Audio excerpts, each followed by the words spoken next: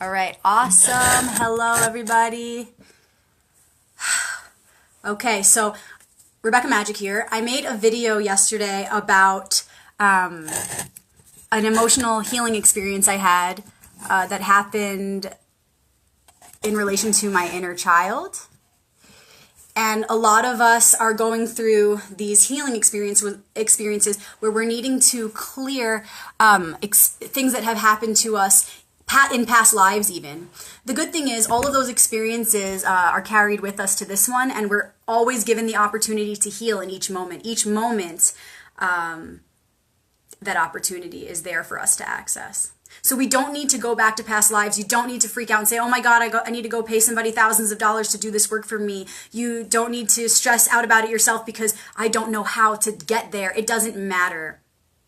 I find that the easiest way to access this healing is to just go to your inner child, go to the early experiences you can remember, at least in this life, because they're a reflection of those past ones anyway. And all you need to do is be here now in this one, in this body, and the answer will be revealed.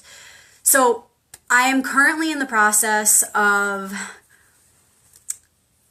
writing out the strategy for a divine alchemical marriage, right? And what this is a process to help you unite your inner and masculine in a way that they harmoniously merge to help you to embody and demonstrate the wholeness that is your personal wholeness in reflection of our one God, source, creator, spirit.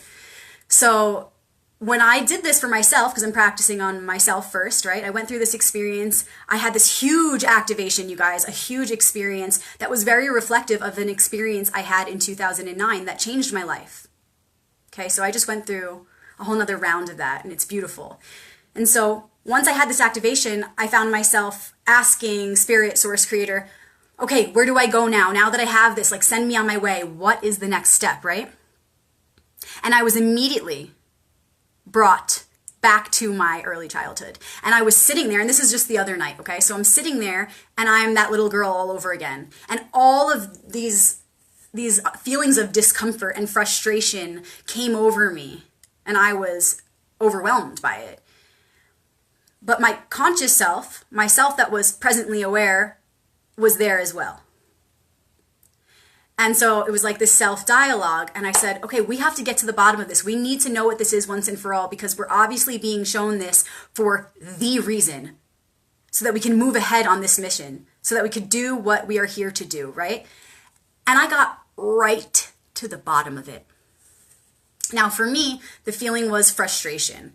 For some of you, that could have been, it might actually be frustration for a lot of you as well, because let's consider human design. If you know about human design, if you know your not self theme, who you are when you're not being your true self, that's most likely going to hold a key to what your emotion was. And because I'm a manifesting generator and most of the population are generators, a lot of us have frustration as a not self theme. But whatever it was that you were experiencing as a child that you're now being called to release, this message is for you, because it doesn't matter what the actual thing is. The message behind it is what's important, and this is why I'm here right now sharing this with you. So I told that little girl, I'm here to help her, and she said, I feel really confused. I'm like, why? And she's like, I don't even know what to feel. I'm frustrated because I don't know what to feel. I don't know if I should feel upset or if I should feel, if I should feel angry, and I didn't know how to process my emotions, okay? And I'm like, why? Why didn't I know how to do that? Oh my God. And then boom, it clicked. I came into this world, like many of you, very aware of a higher way of living. Okay, it's innate that we connect to this vision of a higher way of living. More and more, the generations are coming in tune with who we really are and what we're really here to do. So I had the idea and vision of this inside, in my heart, and it wanted to come out, but because the world around me was telling me something different, I kept it in. And I was very shy for many years, and I held on to this intuition for so long. I couldn't let it out. It's like these two worlds were conflicting. The world that I felt we were supposed to be manifesting could not be expressed. It was just wanting to be held inside, because the world outside of me was something totally different. It's like we're supposed to be this way, but all around us is this. I'm very confused. And so all of this experienced this to some degree, because this has been happening for a few generations now, and it's continuing to happen. So I want to invite you to ask yourself, could your emotional process perhaps have been a little confused because you weren't sure what your emotions even were? Because one world was telling you one thing, but the outside world was reflecting another. This created a lot of confusion for us, especially because we live in a reality of polarity, and the way that things manifest can be very tricky. It creates a lot of illusion. And when we don't have a guidance system around us explaining these things, it can be very confusing. So I found myself asking, how do I process my emotions? What are emotions? Which system do I follow? Because all those people around me who are telling me to feel this or feel that, they don't look very happy. They don't look very complete. I gotta know there's something better. I gotta know there's more clarity. I gotta know I have a purpose. Is something wrong with me because the world outside tells me I'm different? Am I supposed to be like everybody else? I mean, I want to be with them. I want to unify with them. I want to feel happy when they feel happy so we could feel happy together. But our happiness was being achieved by two different things. Those around me were experiencing temporary feelings of happiness, and I wanted to cultivate sustainable happiness, sustainable joy.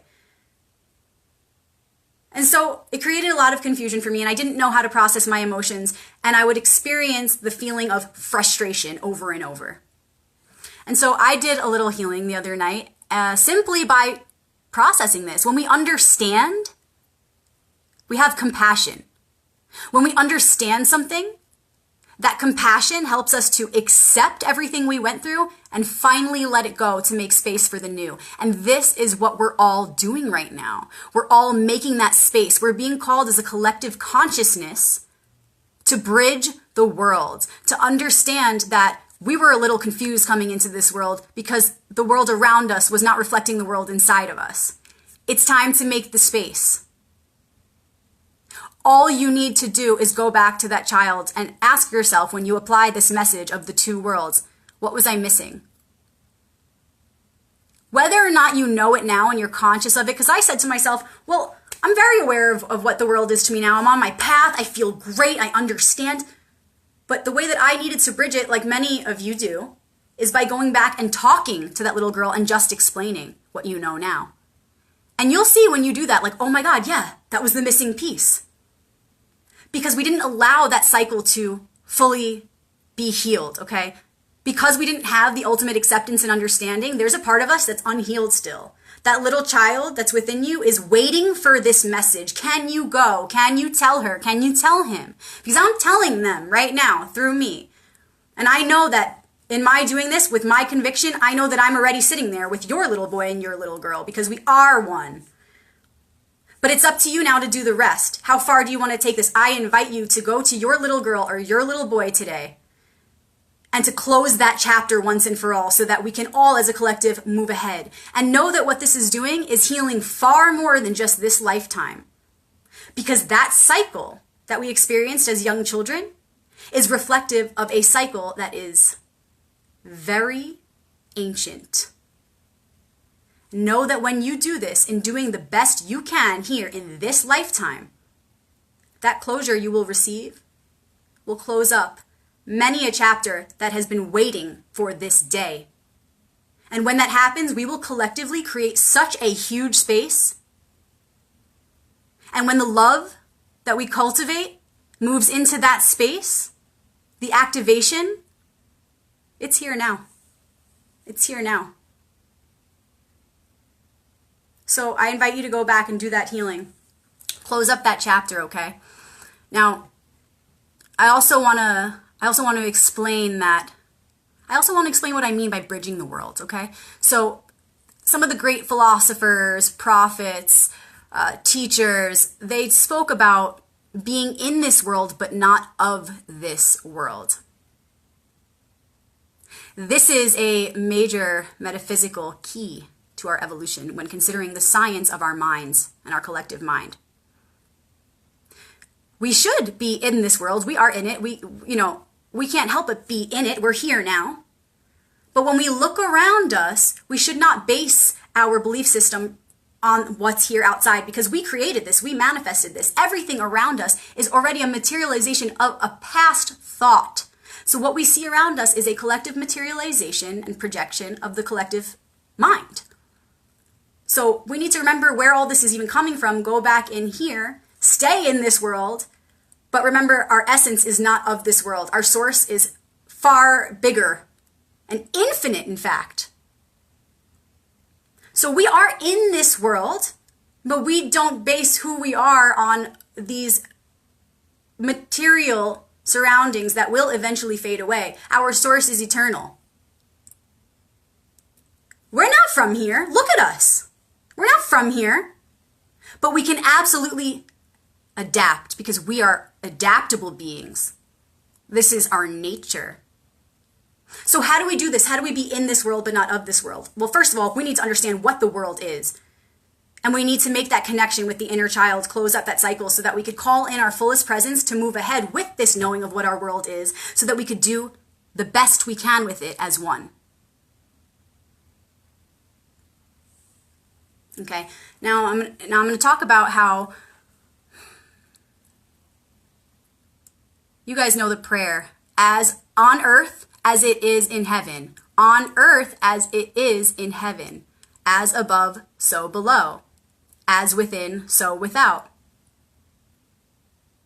The same laws that rule above rule here and in all dimensions. You don't need to know earthly directions. It's okay if you're like, well, I have no idea like what my physical location is on this earth. I don't know. I can't find my way out of a box. I don't know my north from my east, west. It doesn't matter. All directions are one. Ultimately, our guidance system is beyond this physical understanding. Okay. Your guidance system is innate. All you need to know is that the same laws that rule above rule below. Those are the laws of nature. Okay. This earth, physical nature, the laws of nature, those laws rule everywhere. So the law of attraction, for example, is everything. What I'm talking about is an Aquarian message. This is the message of Aquarius, okay? So all you need to know is have your intuition, and that intuition will guide you on this earth. Aquarius is the messenger of the gods.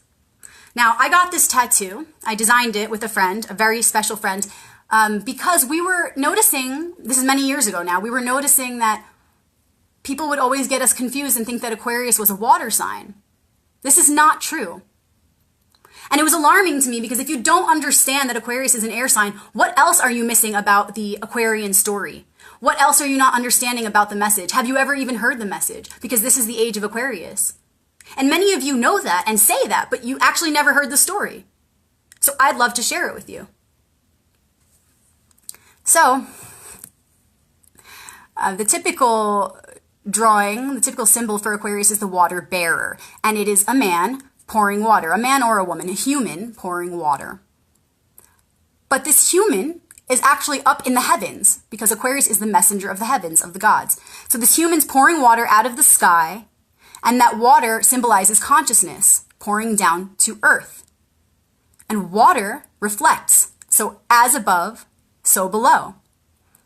Aquarius is also the 11th sign of the zodiac. 11 represents as within, so without, as above, so below. It further exemplifies the message.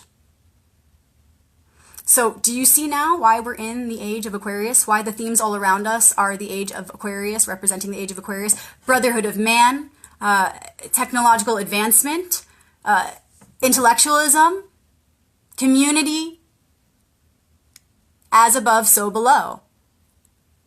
On earth as it is in heaven, Merkaba, above and below coming together to create an entirely new reality. And so instead of doing the water, I used the flower of life to symbolize consciousness. It's not a man or a woman, it's rainbow hands, and they're pouring the consciousness down from the heavens, from the portal, the gateway, to the earth. Each triangle separates the elements, and Aquarius breaks open to allow the consciousness to come through. So Aquarius essentially is the bridger of worlds, a light world bridger. Thank you to Chocolatry for calling their servers light world bridgers, because this is the most authentic reflection of what we are really here doing in service. So we're all just here to bridge those worlds. We're all here to understand what the world is, to be in the world but not of it. This is the key. This is the key to moving ahead. Okay? So let's see what else I have here.